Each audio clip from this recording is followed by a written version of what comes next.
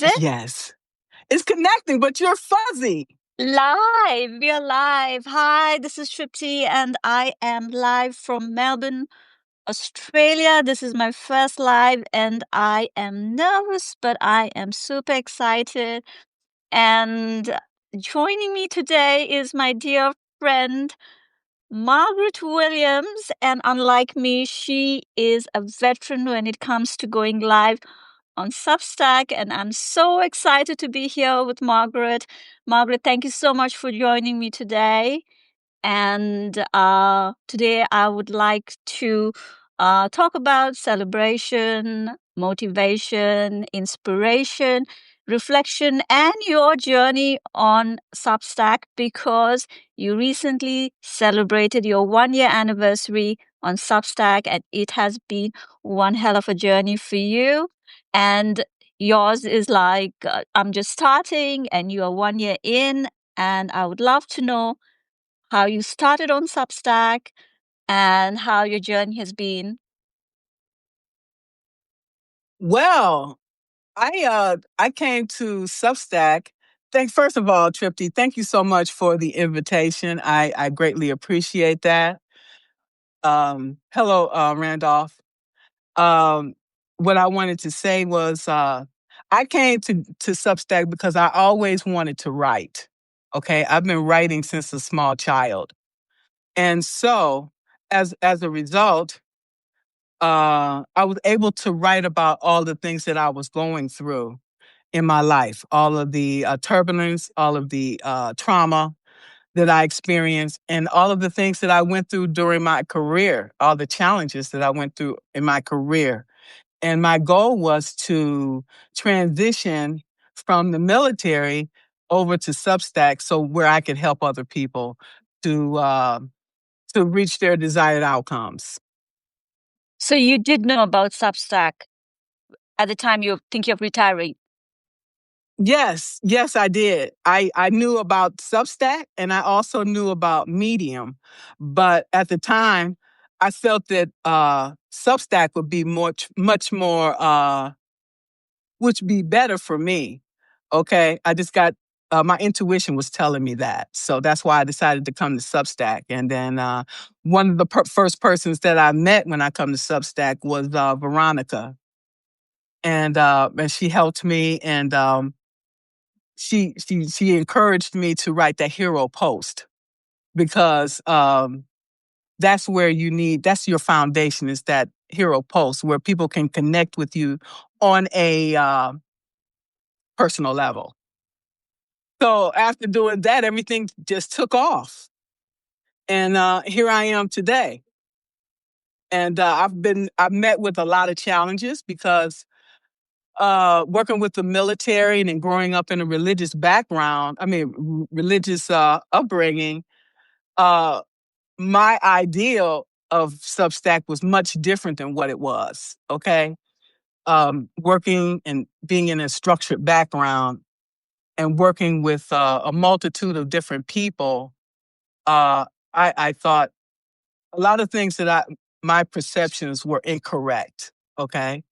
And I've made a lot of mistakes, and I've learned a lot of valuable lessons. And your journey 1 year in has been full of ups and downs. And to give everybody a little bit of context, I've been on Substack since August, and I met Margaret when I did the Lemon Tree cohort run by Veronica Yoga Smith. And since then, it was a 30 days cohort. And after that, I have stayed in touch with Margaret. And I am so blessed to call Margaret my friend. She has been an inspiration. She has been my mentor. She has been my guide, my rock. And a lot of times I felt like an imposter on Substack and questioned what I'm doing on Substack. And she has been on me saying you cannot give up. And I love Substack because it's cozy and warm and fuzzy and such a nice place to be. But I've really questioned what I am doing here. But Margaret always brings me back and reminds me. And if you the voice. I didn't have a voice before I came to Substack. I could hardly speak. I was so nervous. And if you see me a little, you know, like it's because of Margaret. And a lot of credit goes to Veronica too. They have been such an inspiration, so genuine, so kind, so grateful, so gracious, and so full of heart. And also, I have to mention Magdalena for the courage. I never looked at courage as, something that we wake up in the morning and say, ah, I need courage. But courage is such an essential part of this. And it's such a nerve-wracking thing to do, to go live. And I was scared to go live today on my own, and I'm so thankful. I feel so blessed that Margaret joined. Hi, Kyra, for joining. And I feel emotional because Margaret was my first subscriber when I had no subscriber, and I asked Margaret why, and she said that she'd been there. Everybody starts from zero. She knows how it feels to start from zero and how important it is to support and help others on their journey, because every little, subscribers add up, and they give you that confidence, that courage, the motivation to just take one step after the other. And Margaret, this was supposed to be about my my thank you to Margaret, because it's been quite hard sometimes to, and I keep telling Margaret, I don't know what I'm doing here. And she always just tells me to take the next step, not to overthink things. Um, uh, and as you may or may not know, that I also have, I started this community called One You Collective, because I believe that, one you, one life, and you shouldn't have to do things alone. And I'm so glad I didn't have to do this alone by myself, by myself today. And I'm so thankful to Margaret. And going live is something that Margaret does a lot. And I'd like Margaret to tell us about her journey going live, because it's so nerve-wracking and not the easiest thing to do. And Margaret, you do it all the time. And Margaret does almost, sometimes she does like 4 lives in 1 week. So Margaret, tell us about your journey going live. Why did you choose to go live? What are the pros and cons and all those things that you find like about going live? Okay, well, as you know, I'm an introvert, really. I know you find that hard to believe, but I really am. So the thing of it is when I decided to become a coach, to be honest with you, the part that we struggle with the most is putting ourselves out there. Okay, and as you know, and if we don't put ourselves out there as a coach, as a content creator, marketer, consultant, how are we going to get clients? Okay, that was the biggest struggle that I know among coaches. Okay, that they struggle with because of inner critic and a lack of self confidence. Okay, who is going to buy my services?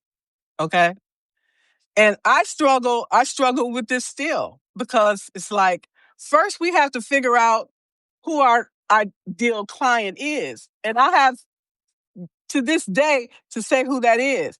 Now I figured, okay, since I've been in Substack and I have so many conversations with people like yourself, I want to work with CEOs and founders. Okay, they can afford to pay service pay for my services. Okay, I have a master's degree. I have a bachelor's degree. I have 39 years of Army civilian service. Okay, and I have all of this information. So, what sets me apart from everyone else? So, we have to show people who we are, what we can provide. And once people see us and understand who we are, then they can make a decision for themselves. Okay. So now, since I figured out who I serve, then I can go about putting all of these things into place. Okay. These things don't just fall out of the sky. Okay. I was working in government contracting for 39 years. So this is all new to me. Okay. I wasn't allowed to do coaching in the military. Okay. Why? I don't know, because we all always have new people coming in. We recruiting. You have your onboarding process. You have to bring people up to date.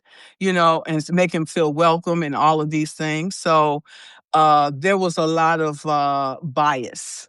Okay, so because of this bias, kept me in this box. It kept me from going breaking through the glass ceiling.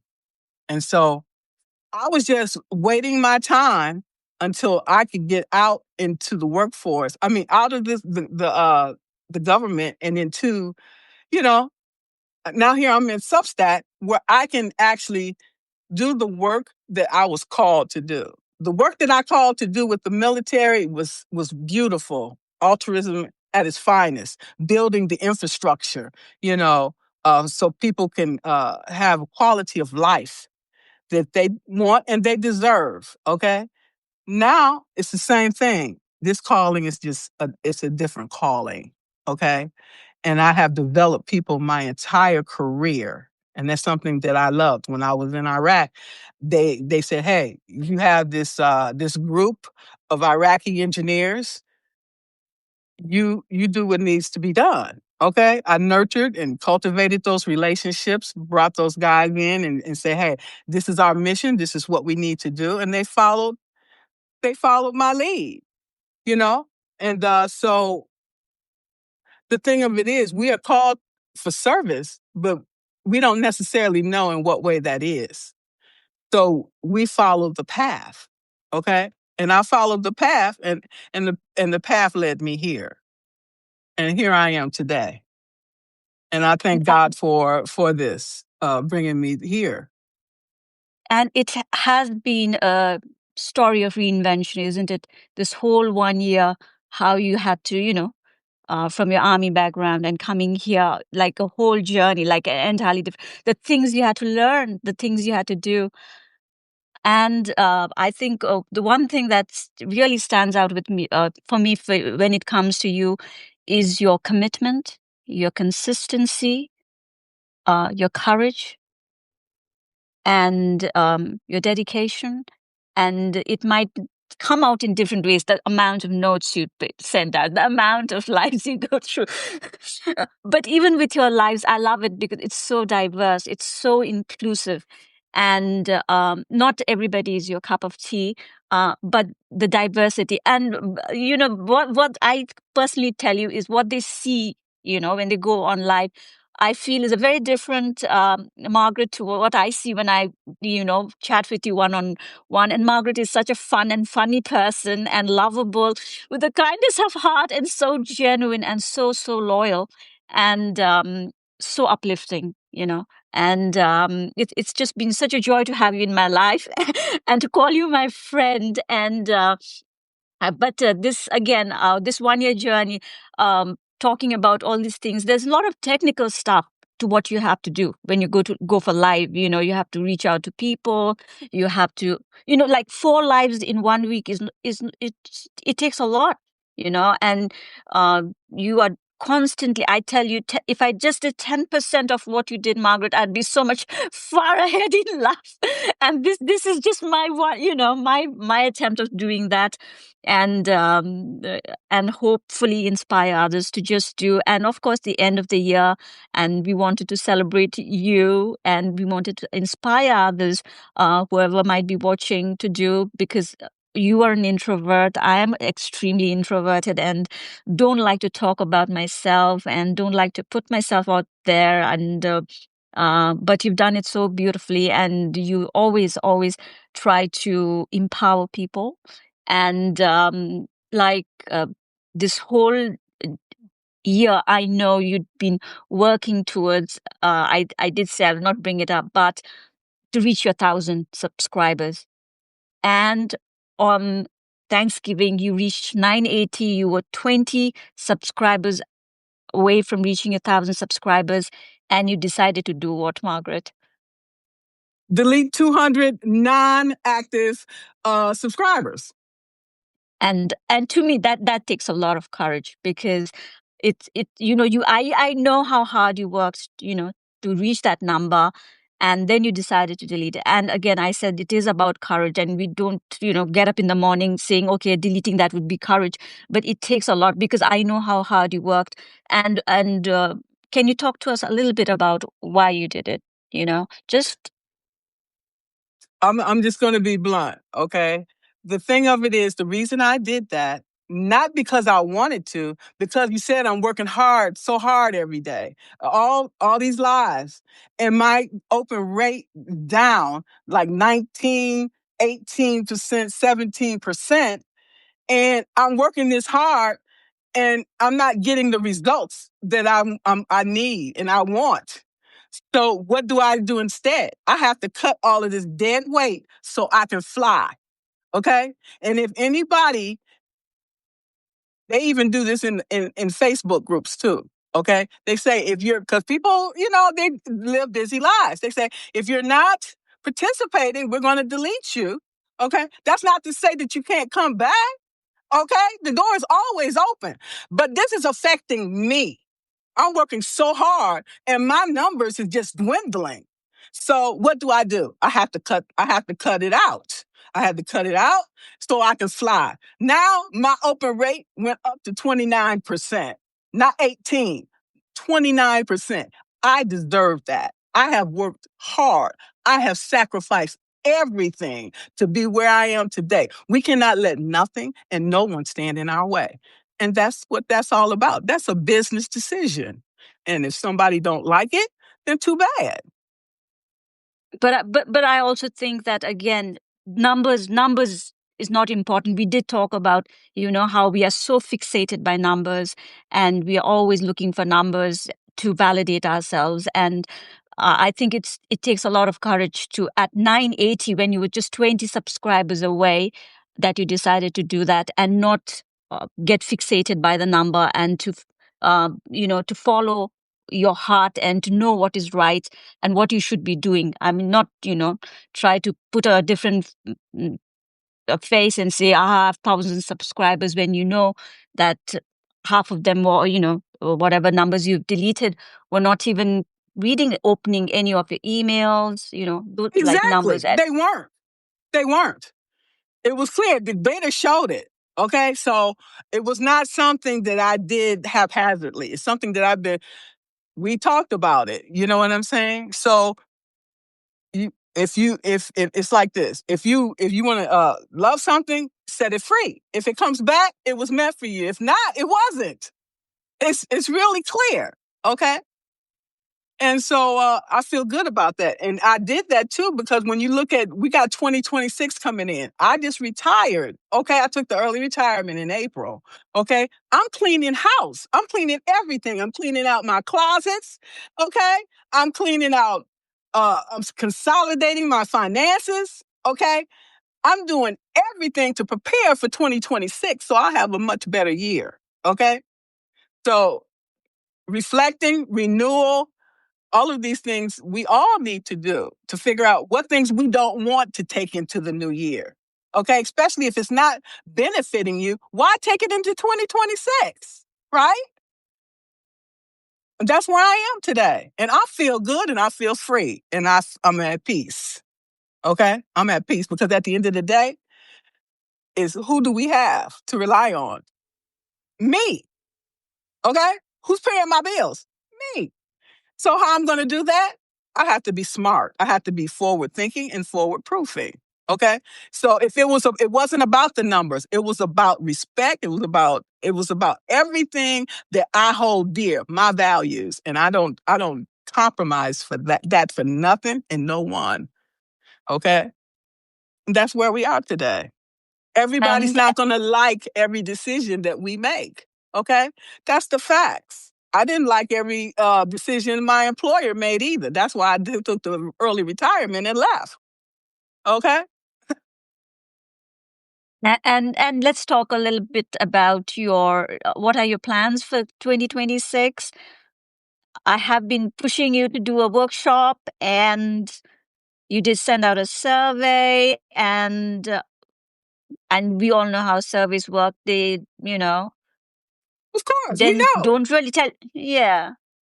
It is what it is. Everybody's busy. You know what I'm saying? Everybody also have their own publication and their own things that they're doing. Okay. So that survey, honestly, it probably had too many questions. Next time I would probably narrow it down to maybe 6 instead of 12. Okay. It's easier. How long does it take? It doesn't take long at all, because when I was working for the federal government, it was required that you fill. They say it's voluntary, but it's not. They demand that you do it because it helps them for their programming to determine the things that they want to keep and the things that they want to get rid of. So, but human nature. You can't make people do anything. Okay. Then what I do is go back and look at the data. The data will show which articles, or which videos that people resonate with. Okay. And and then part of it's intuition as well. So, it's going to be different case for different people.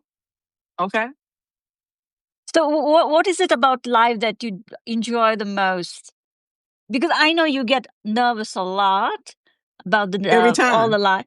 Yeah, but you still do it, And what is it about life that you enjoy the most?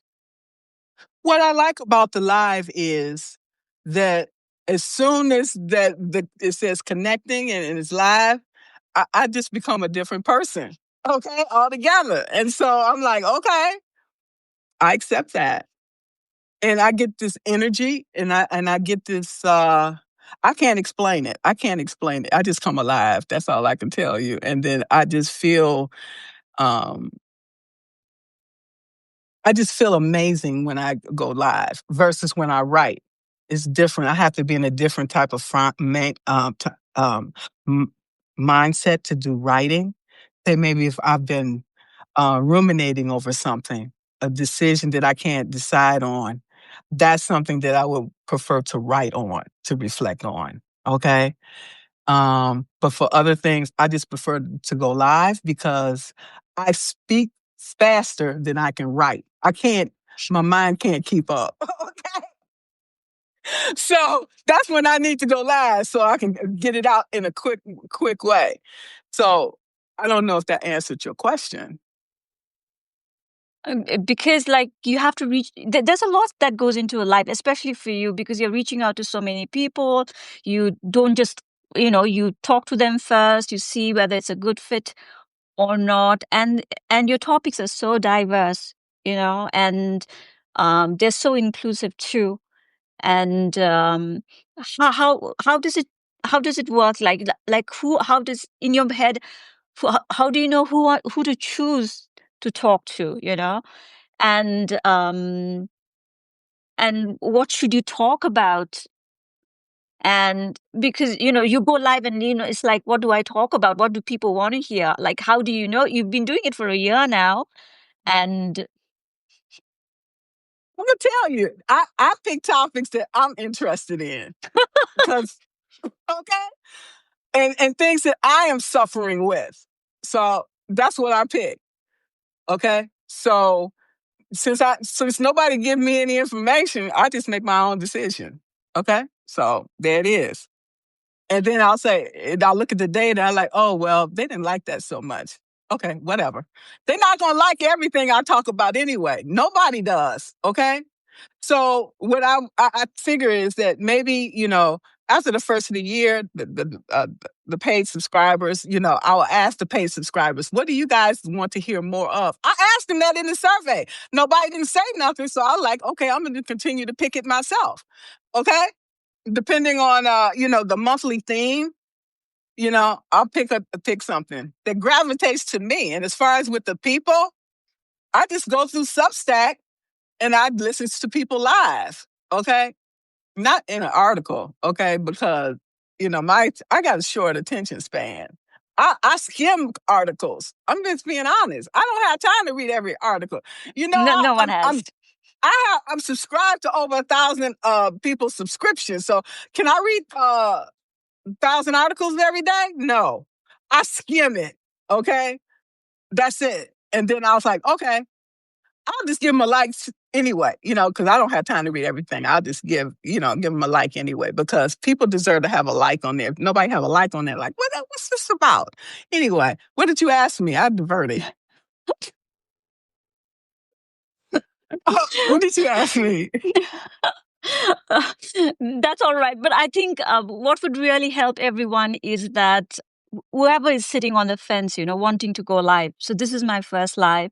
And imagine this is your 1 year later and your journey on Substack. And if anybody's on the fence wanting to go live, how has live changed your life as such? How much, impact has live going live been for you?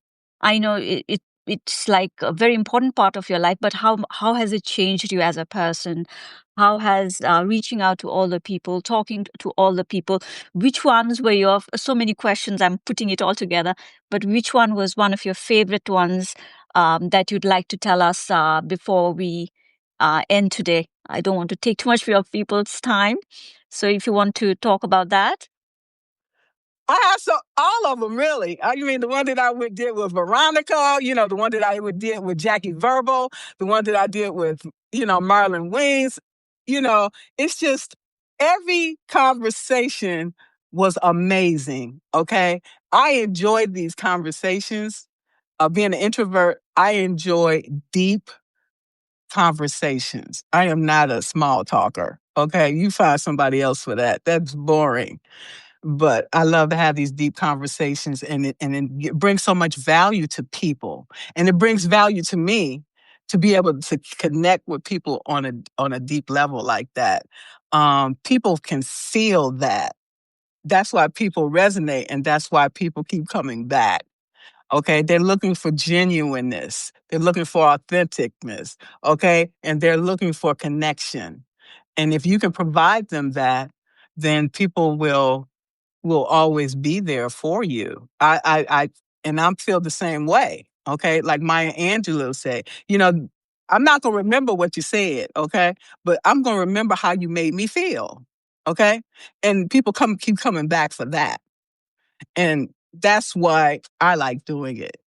Okay. Reading an article is one thing, but that live spontaneous interconnection, you can't The replace energy, that. yeah. Yeah, you can't replace that. And I And love so that. to all the people who are on the fence about going live, it is a nerve-wracking thing. It takes a lot to come, to go live. What would you like to tell them? Do it in your own time. Don't do it forced, because it needs to be authentic, because people can sense that. Okay? Give yourself space and time. Okay? Even if you only come on live for 5 minutes. Okay? Give yourself the space and time to do that. And I also do it also to encourage other introverts to do it, to show them that if I can do it, you can do it. Okay? Baby steps.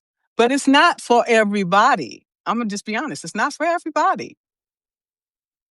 If it's not for you, then don't force yourself to do something that's not for you, because it's not going to come out well. That's the honest thing. I had this ability. I was told that I was a manifesting generator. And the fact that I stopped wanting to write and prefer to speak is evident of that. Finding out who you are, what you want in life, and what your gifts and your skills are, and modify your plan according to that, you're going to be successful. But trying to force a square into a round hole, it'll never work. Find out what gravitates to you and do that. You will never work a day in your life. That's And what I feel. and courage is a big part of it, isn't it? You have to be courageous. You have to be um, give yourself permission. I think we don't give ourselves permission enough. We just you know, want somebody to, the like, subscribe, and all those things. You know how it works, like feel validated, and it uh, is not easy, I feel. And but to take that step, the next step, and I would still tell everybody, just do it once, even, and just experience it, because if you don't experience it, you'll not know whether you like it or not. And uh, you might love it, you might hate it, but I would say just everyone give it a go, and see how it feels. I know Margaret feels nervous all the time she goes live, but that doesn't stop her. And um and uh uh, Margaret, what about 2026? You're talking about doing some workshops for 2026. You want to do more? You're already doing Uh, 4 lives. Are you planning to cut down on lives or do more lives, or? no, because what I want to do is start focusing on my paid subscribers, okay, and finding out what they want and their needs are, and to help them to move towards that.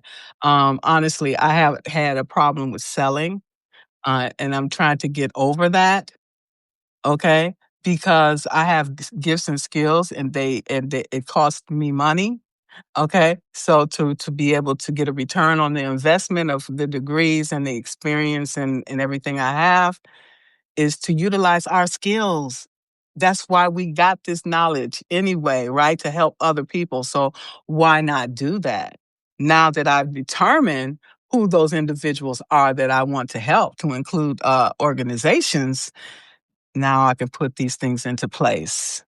Okay, but things take time. Okay, and you have to give yourself grace. And the fact that you did this live today, it was a lot of courage for you. Okay. And hopefully I this will encourage you to and continue to do these lives, because you have so much to give, Tripsy. Okay. And I can't tell you that enough. I know. Thank you, Margaret, for that one. And I always say, I mean, you, Magdalena, Veronica, have been such a big part of the courage part of things for me. Otherwise, I would still, I wouldn't be here. That's the, the truth and the fact of it. I wouldn't have been here if it hadn't been for three of you who have been constantly, um, been like a rock and anchor, and just supporting me, pushing me, and guiding me, and checking up on me, and I feel very, very blessed. Margaret, thank you so much for joining me. And I did not expect so many people to join. Thank you so much, everyone, for joining today. And if, yes, please, I think everyone should try going live. Please try to get someone with you, because it's so much easier doing it with someone. You feel their energy, and you feel all the love. And thank you so much, everyone, for joining. And I'll catch you again next time. Thank you, Margaret. You're welcome. All right. Thank you. Thank you all. All right. Bye bye.